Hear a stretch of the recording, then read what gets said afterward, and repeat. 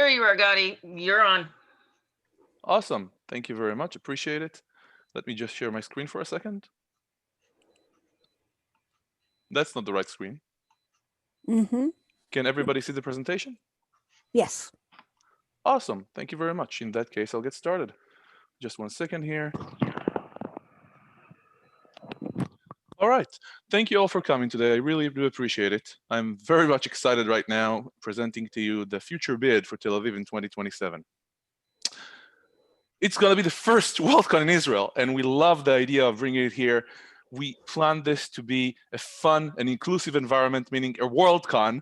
We want the fandoms to meet each other. We want the world fandoms to meet our creators, our artists, our fans, and we want our fans to be exposed to all the marvelous diversity of fandoms out there. And being the startup nation with such a hub of technology, we're starting to think of various themes. We have a lot of time, but we've been thinking about the intersection between technology, innovation, and culture. This is our Israeli team. We have experience running conventions since 1997 with our annual convention Icon. And many of us have also been volunteering at global conventions such as Worldcon for some time now. And we've also been engaging with the global fandom. It's very important for us to engage with fandom, understand the various requirements, what people think. And we plan to keep doing this in the future and get as much advice as we can. In pictures, this is the Israeli fandom. On the left, you can see some of us Israeli fans at Dublin 2019. And on the right and below, you can see Icon, our Israeli convention, the main one, 2019, where we had guest of honor Brandon Sanderson. Just a little bit, this is kind of what's going on annually in Israel. There are quite a few Israeli cons, Israeli fan organizations, fanzines, semi-pro zines, professional genre publications, awards, even a grant for short films. And we would like to do this in Tel Aviv. We have a lot of restaurants, bars, everything is open 24/7. We have culture and history to spare. One of the most vegan-friendly cities in the world, free access to the beaches, and more than that, anywhere you walk, you'll be able to find somebody who speaks English because we kind of all do. There are also geeky attractions, restaurants, bars. The bottom one I especially like, it's even friendly to dragons, which I found to be charming. And now moving to our preferred venue. On the left, you can see the David Intercontinental, and on the right, the Dan Panorama Hotel. And of course, we need to talk about the stats and the alignments. No, I'm just kidding. I'm going to move on quickly from this. You have David Intercontinental with a grand ballroom of 2,100 seats, a smaller ballroom, exhibit space that we think is slightly too small there, a foyer, 15 meeting rooms. And on the Dan Panorama, which is connected via a bridge to the David Intercontinental, we have 5 modular event halls that can hold up to 1,400 people. We have smaller modular rooms, exhibit space, again, a foyer, and 4 small meeting rooms. Now, we do have overflow function space because we believe this combination of hotels can hold between 3,000 and 3,500 people. But with the overflow space about 8 minutes walk away, we can host probably 5, 6, even 7,000 people, depending on which way we go. And all the function space is fully accessible. I want to talk about inclusivity for a minute. We are planning our events to be as inclusive as is possible. And in fact, the makeup of our programming, our staffing reflects gender diversity pretty well. Tel Aviv itself is a major LGBTQIA plus hub. And down on the left, you for example, see the Tel Aviv City Hall during Pride Month. And on the right, you can see the Tel Aviv Pride Parade, which is one of the biggest in the world. Now, with that said, we do have challenges. I mean, people from some Middle Eastern countries are gonna have several issues coming into Israel. We are planning to create a support desk and help with in any way we can to help people secure their visas. We also are thinking about Palestinian attendance. We honestly don't know how Palestinians will react or feel about a Worldcon in Israel or the challenges they may face trying to come here. We have a lot of research to do.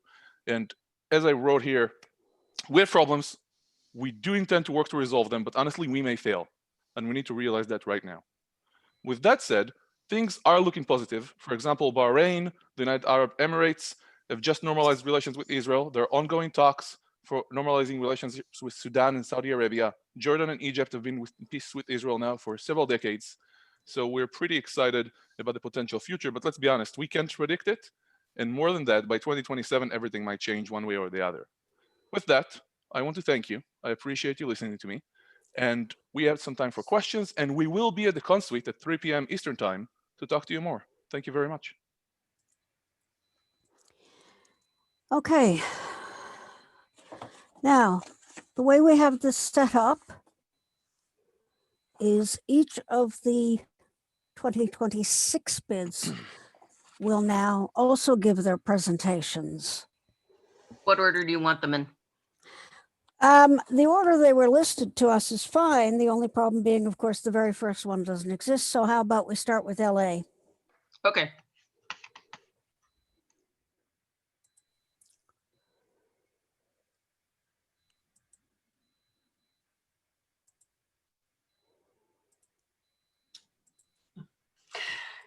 I guess I get to start. It's 6 a.m. here. Welcome. Good morning. Good morning. Spotlight you. Good morning, Joyce, and I apologize.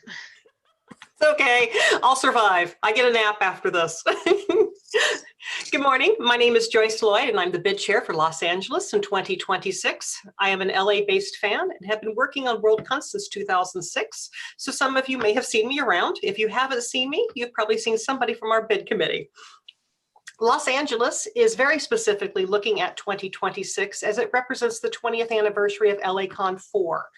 Yes, it's been 20 years since, and we sort of felt it was our time to step up and do this again. Since we are looking at 6 years from now, we are still very early in our bid process. Most of the information we have available has already been presented in the questionnaire we filled out. So please do take a time to read through that document if you haven't already. Why Los Angeles? Well, LA is just a great location for a Worldcon. Not only are we one of the easiest locations to reach from anywhere in the world, we offer a wide range of places to visit and things to do. Basically anything from art to zoos, we've got you covered. The nice thing is also, we'll be looking at August dates currently. So we're looking at temperatures that'll be in the high 80s. And we can honestly and safely say, don't worry about packing your umbrella. We are looking February. Not like February. That case you pack an umbrella. We are looking at 3 possible locations in Los Angeles County. We have the Anaheim Convention Center, which most of you will be familiar with, Long Beach Convention Center, and the Los Angeles Convention Center in downtown LA. We would have loved to have had more solid information for you at this time, but 2020 has not been conducive for outreach and negotiations. So more information is more forthcoming. It's just not here now. Our bid is backed. We are backed by the Southern California Institute for Fan Interest, Skiffy Inc. We are a California 501c3 nonprofit organization. And when I say we, for full disclosure, I am a member of Skiffy and I'm also the current chairman. Some of the things Skiffy has been involved with in the past or we have sponsored, we did the 1984, the 1996, and the 2006 Worldcons, the NASFIC in 1999, the World Fantasy Convention in 2019. We did the 89, the 94, and the 2002 Westercons. I'm really trying to pull all these up right now. We did a BoucherCon in 1991, and we hosted the 1994 and 2014 SMOFCons. So we are really pleased to be considered a possible host for the 2026 Worldcon, along with these other great cities that are also going to be bidding with us. And we're excited about that. It's going to be exciting getting to know all of you better over the next few years. So definitely stay tuned and stay in touch. And I thank you for your time today. Thank you very much, Joyce. And who have we got from Nice, Johnny? We have Pascale and Ungo. Give me 1 second to spotlight them. Mm-hmm.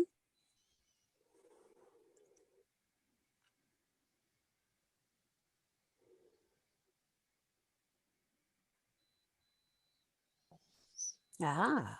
Okay. Hello again. Just waiting Bonjour. for Hugo. There it is. Bonjour, Pascale. Hi, Robbie. Hi, everyone. Really happy to be with you again. Last time we had this conversation, remember that I was at Con New Zealand. I was in the situation to tell you all that we had to postpone our bill, as you know, due to the COVID situation, and then we'll be back with more news, and this is where we are right now. So with me, and I'm going to give him a minute to introduce himself, is Hugo Bellagamba, the bid co-chair. Maybe Hugo, if you can just say a word about Yeah, you. hi everyone. I'm very glad to be here with you.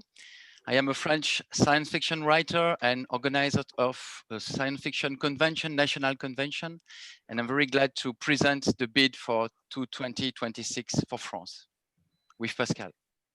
Great, thanks, Hugo. So basically, we're just here to tell you what is still on with the bid and what is new. You know, just all of us taking this opportunity, you know, never waste a good crisis of the COVID situation to really take stocks of what we had yet to do in the previous bids and trying to rearrange our proposal in a way that will be just the best for you to choose a location amongst all those other brilliant locations. I do agree absolutely about that. So just the 3 steps we want to discuss with you. Number 1 is just a bit about why a Worldcon in France and the French science fiction fandom and community, why Nice is a good location, and how we intend to take all of our team anew from here to there.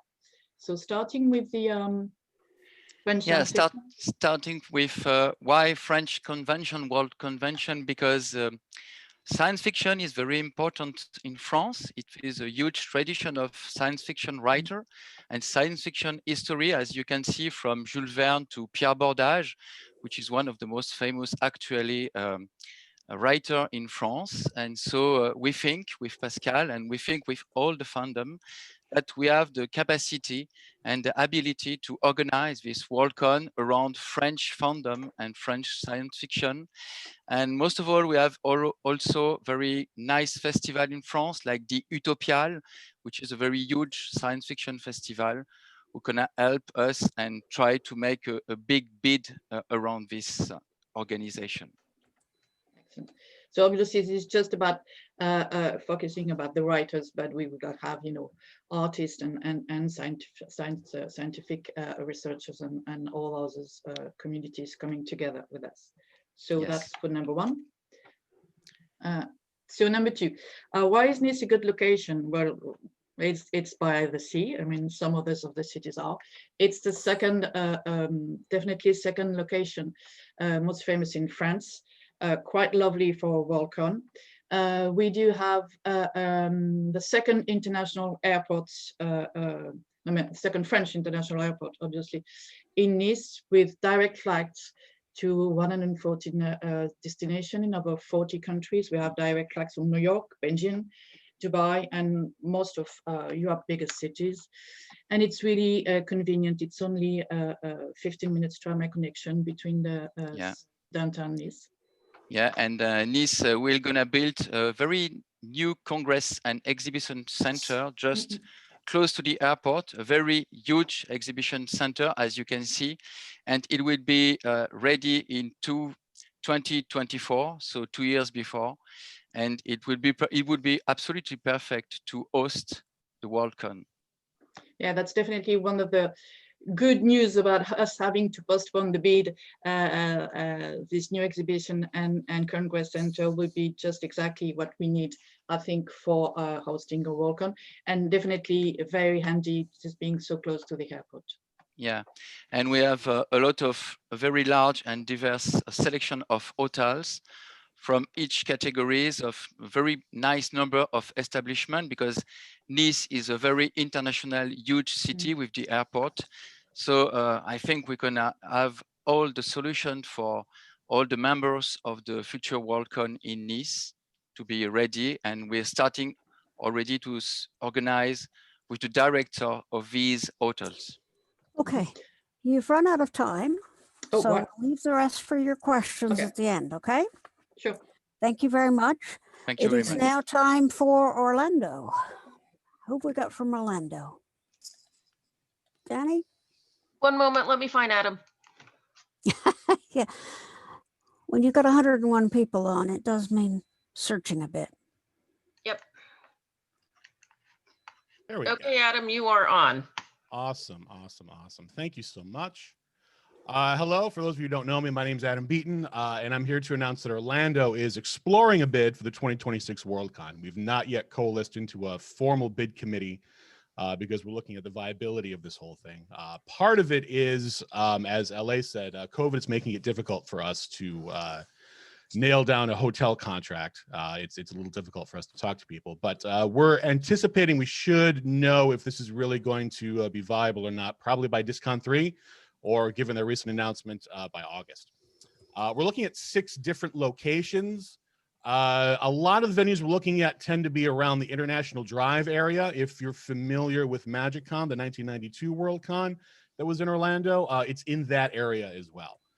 So we're talking dozens and dozens of attractions and restaurants all up and down International Drive, many within walking distance. There's a trolley that goes up and down if you want to go a little bit farther to find some different places. We're looking at early to mid-August. We're not looking at Labor Day weekend like we did the last time in 2015. I can say that it's also not the same group of people that bidded for 2015. The group that is currently, we're exploring it. We've got a pretty diverse mix of a couple new people, a lot of people that have high-level Worldcon experience, that's DH or higher, as well as NASFIC experience, and a lot of good group of local Orlando Calrissians. I actually looked that up. That's actually a thing. Like I said, a lot of different venues that we're looking at. Like I said, probably around the International Drive areas where it's going to be. We do have some social media right up. I always remember I get them mirrored, so right up there. So as we continue the process of looking at everything, we'll let everybody know what's going on, and you can follow us there. Also, if you're interested in helping out, you can do so. You can get us at orlandoin2026@gmail.com. And like I said, because all of it's kind of exploratory right now, I don't really have much more to say. So I'll look forward to your questions. So thank you very much.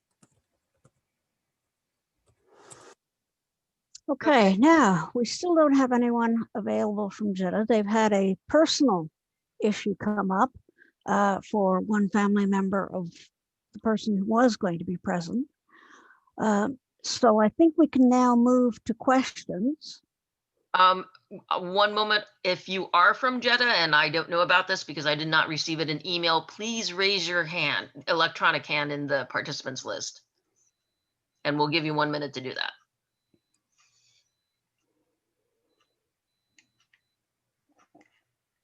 And I'm not seeing anybody, so keep going and I'll spotlight all the other bids as well for Okay, 2026.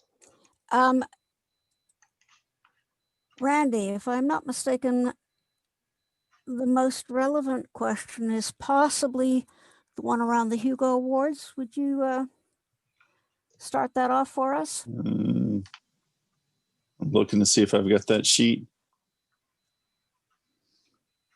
I think I'm going to let you take it. Okay. Oh, wait. All right. Well, go ahead. Yeah. This is for all the Worldcon bids, so it's for everyone who's currently presented.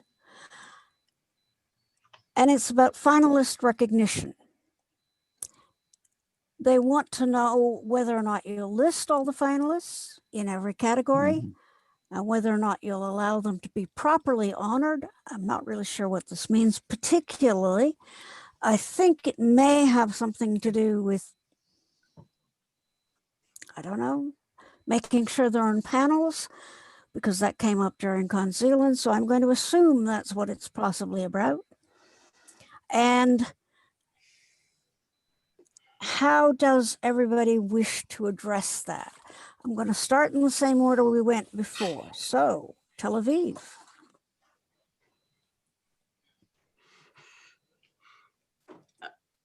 Oh, there we go. Now I'm muted. Thank you for unmuting me, Jenny. So our answer is pretty simple to that. We believe that the Hugo finalists are part of the process and need to be honored accordingly. They are giving us their time and their effort, and the fans are essentially voting for them, our members, and therefore we'll do whatever we can to communicate with them as soon as possible and consistently, as well as include them in programming wherever we can. Okay. I've got to follow up on that. In order to not be a barrier to participating, would you be making the memberships of finalists gratis? It is way too early for us to start thinking about any of that.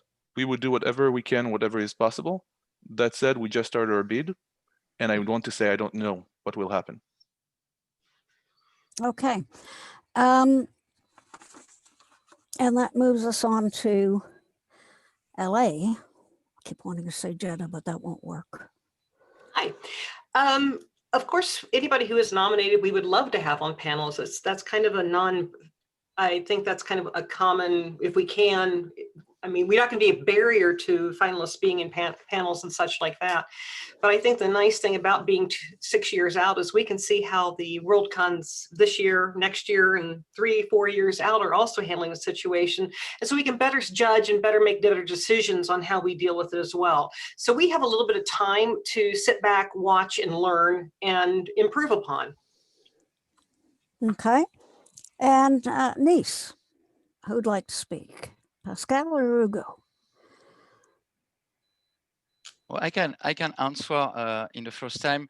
Of course, the finalists nominated for the Hugo will be inside the program if we can, of course, do it. And so it seems to be completely normal and coherent around this project of the Worldcon. And most of all, it's the tradition in France too. When we organize the national convention in France, we always have the finalists in the program. Mm-hmm. Orlando. Just in echoing what everyone else has said, it is a little too early to specifically say what we do with Hugo finalists. Obviously, we would want them to be part of the program. It's really just a question of listening to their concerns and working with them to make something that's cohesive for everybody involved. So that's the best answer I can give. But as we continue through the process, we will look at other Worldcons and see how they do it and see how the community reacts and try to find a happy medium so that everyone's happy. There's a question that's been asked. It's been asked specific in terms of Tel Aviv, but I actually think it's relevant to all of you. And it's a two-parter in effect, but it's from different people. So that way it keeps everybody on their toes. One is about the availability of the proper foods for people who have specialist diets, such as gluten-free, etc. And the second is, are there any places other than hotels where people can stay? Youth hostels, Airbnb, vacation rents, that sort of thing. Anything beyond just hotel environment, basically, and how far away would they be from your space? And we go back to Tel Aviv. As soon as you're unmuted.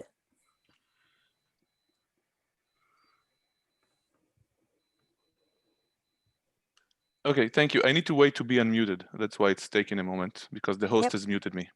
Okay, thank you. So first of all, on gluten-free, Tel Aviv, as I said, is pretty much one of the most vegan-friendly cities in the world. But when you go to a restaurant, not all of them, but most of them, they will work with you around the menu to try and fit it to your nutrition. We're very much aware of that in Israel and Tel Aviv specifically. On the other question, we in Israel have about 10,000 Airbnbs that account for May 2019. I'm not sure how much that changed and how COVID has affected that, but it's a big scene in Israel with a lot of super hosts as well. I will mention that the Tel Aviv municipality does not like the Airbnbs. So that may change in the future. But right now, we have 10,000 of them. Okay. And LA. LA pretty much answers the question on whether or not we can affect and help you with your special diets. Because if there's a special diet, LA probably originated it. So except mine. We actually really do have a lot of restaurants and locations around the area. At all of our locations that we are contemplating, that would be fine and would suit that are outside of the hotel. Or at least we did have before COVID came in, and we're going to go with that for now, that they're going to still be there when this is all through. As for Airbnbs, and we have Airbnbs, we have vacation rentals, we have pretty much everything you need in this area, and pretty much in all price ranges as well. So I don't think that's going to be an issue. There are plenty of locations outside of any hotels that we would be at in all three of our locations as well. Okay, we'll move along to Nice, and we will ask Pascale to speak this time, just to change it up. Yeah, thank you. Well, LA invented diet, but we claim to have invented food. You know, this is France. So you will have all sorts, whatever you need, we can cater for.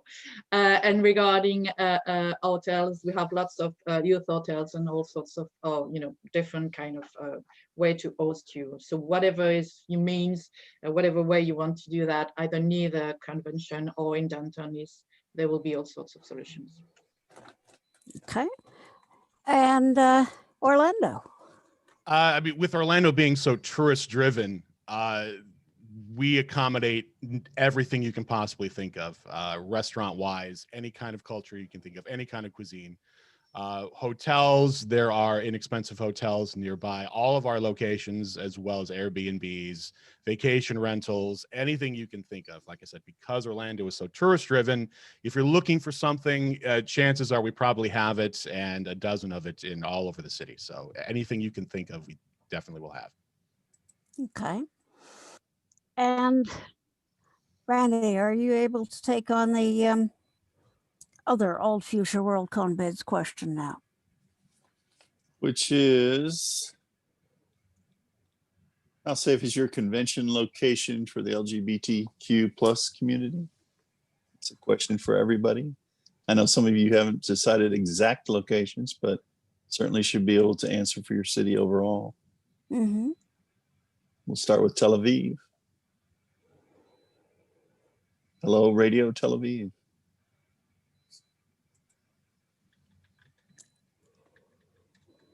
Thank you again for unmuting me. I honestly didn't understand the question. They're asking about the safety of specifically the convention center site, safety. but just for the LGBTQ plus community. Tel Aviv is one of the most LGBTQ AI plus communities in the world, including one of the, as we spoke earlier, the largest pride parades in the world. Mm-hmm. And I just don't see an issue, honestly, but that's us. Good answer, very fair. On to LA.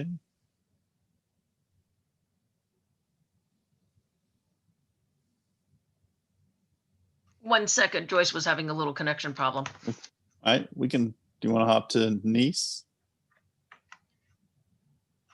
We can come back to LA. Yeah, I can answer. Of course, it's very important for us to take care and take attention of diversity and security, of course. So it will be one of the most important things we think at the very beginning of our program and our organization, of course. And Orlando? Our community is very, very safe. A lot of you probably are familiar with the Pulse shooting that happened in 2016. And when that happened, our whole community came together as one. It was really an electrifying moment with us.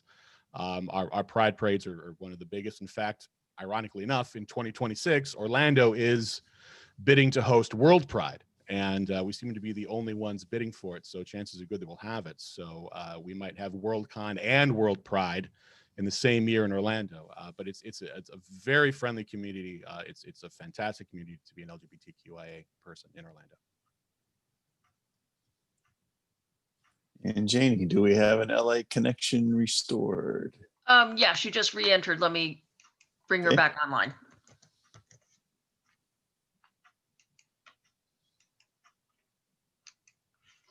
There she is. Hi. Howdy, Joyce. Did you hear the It's 6 a.m. in question? the morning. Nothing works. Was there a The question posted? the LGBTQ plus community safety? What would the answer be that for LA for? I did not hear the actual question, unfortunately. I was disconnected prior to that. Could No, you it's the broad question of safety. Well, they wanted the safety in the convention center, and I've just expanded it to the city for the LGBTQ plus community. Oh, there's not an issue. In fact, we embrace it here. A lot of my, it is just part of our life here. I can't,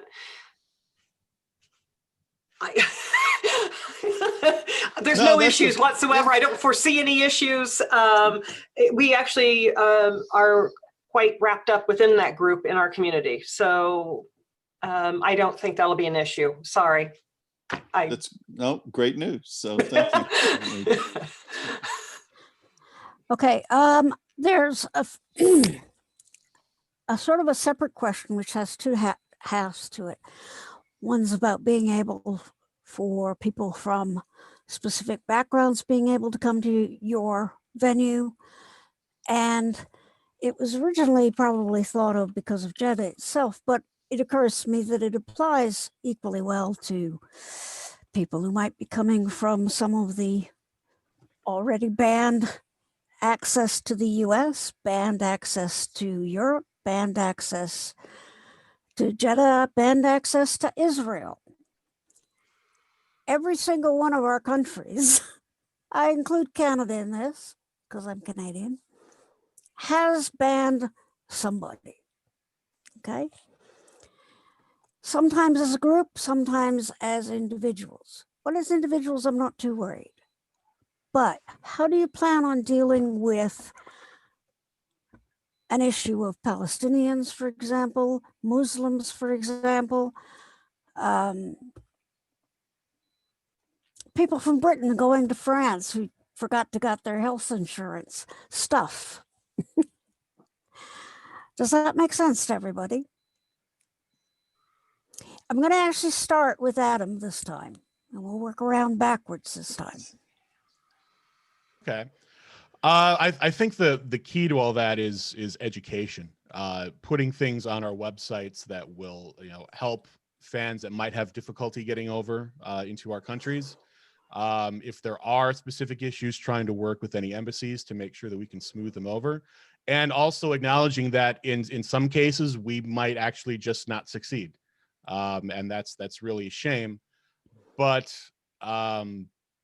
it's really just going to come down to just trying to make sure that we can be as accessible as possible, and also give out as much information so that if someone is from a country that might have difficulty getting into our country, providing them all the info they need. This is the documents you need to fill out. This is where you need to send it. These are the people you need to talk to. If you have any problems, come to us. We can help you. And doing the best we can to make as smooth of a process as we can to get those people into our country. Okay, and we'll move along to Nice, and we'll ask Pascale to answer this time. Yeah, well, there shouldn't be any issues about, you guys coming to France. I mean, we're fairly good on white tape, but we're getting better on that. So apart from maybe sometimes having to have a visa, there should be absolutely no issues whatsoever. Okay, and LA. There shouldn't really be any issues. Having had to deal with international conventions in my private life, it is usually just a lot of visa letters that have to be created, or in being willing to step out and actually do that for people who need to come back into the country. We've had to deal with issues where people personally were not allowed to come back into the country, and we've had to go through other lines to do that. So it's not necessarily an issue. It's more of a willingness to accept that you have to take some extra steps to make sure that everybody is welcome, and we do take those steps to get them to this conference or the convention. Okay, and Tel Aviv, Gadi. Thank you. Can you see my word screen? Yes. So as I already covered this in my presentation, I wanted to take you into direct, concrete achievements and what they might look like as we go through with this, because honestly, it's way too early. We're still researching and we don't know that much. Therefore, we're starting with our programming, and we're trying to get as many perspectives as possible. That includes reaching out and creating more efforts around reaching out in the region.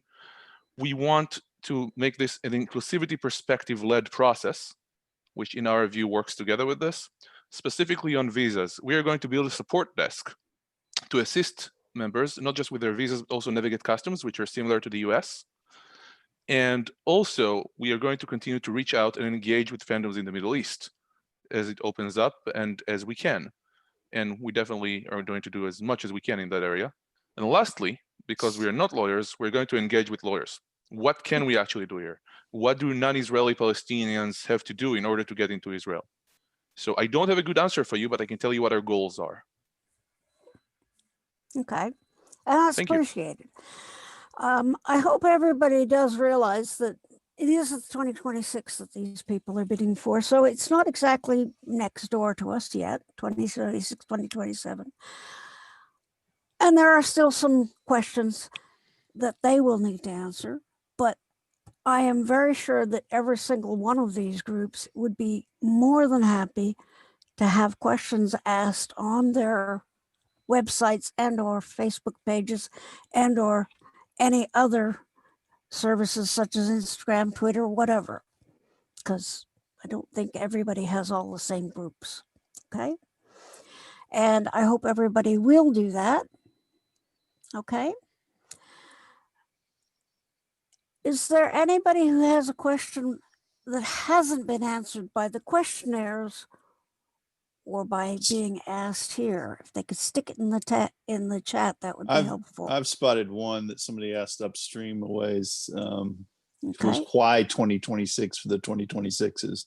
I know LACon answered because it's the 20th anniversary of LACon 4, but if Nice and Orlando might want to speak as to why that's a magical year choice for them. Adam?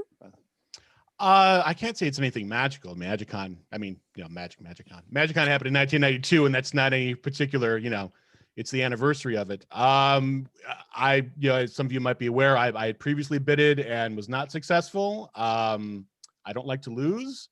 And I think Orlando is a fantastic location to hold a convention of any kind, Worldcon especially.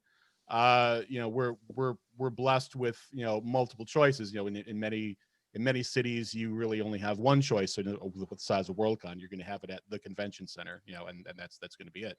But, you know, Orlando's lucky in that we can, you know, we can choose a convention center, or we can choose one of many different hotels that are large enough to have enough sleeping rooms and function space. So it's a great choice, and it's a great opportunity for us to try and figure out exactly the best place that we can stick I'll it. cut you off because I need to talk to two more people before we go away. Pascale, Hugo, which one of you would like to answer that? I would like to answer just to say that it's not an anniversary. It's just to be realistic and to be in a building of a community around the Worldcon in France. And I think that's the years before us are very necessary. So 2026 is the good horizon. Thank you. Any objections to any of that, Pascale? Anything to add? Oh, somebody just put you on mute. Johnny. I didn't. No, yeah, 100%. As you know, we were bidding for 2023 to begin with, and due to COVID situation, some of our, you know, major team members had just to give up regarding, you know, basically having to choose between, you know, continuing with the bid or having time just to waste some money to pay the bill and the rent, obviously. So to begin with. So this is definitely the way for us to go forward. And as Hugo very rightfully mentioned, it's going to take us some time, and we know that, just to get, you know, more engaged with this community. So that's it, basically. Gadi is the furthest out because Tel Aviv is bidding for 2027. Gadi? Was that a particular reason for the 2027 choice? We foresee absolutely no problems, but nobody can tell the future. I will bow my time to whoever needs it. Okay, we're actually at the end of this session. There's now a 10-minute break until the next group comes on, which will be the 2025 bids. And that'll be Seattle and Brisbane. So if you thought people were having trouble getting on for this, it's going to be even more exciting in 10 minutes. Everybody take their rest break or whatever as needed.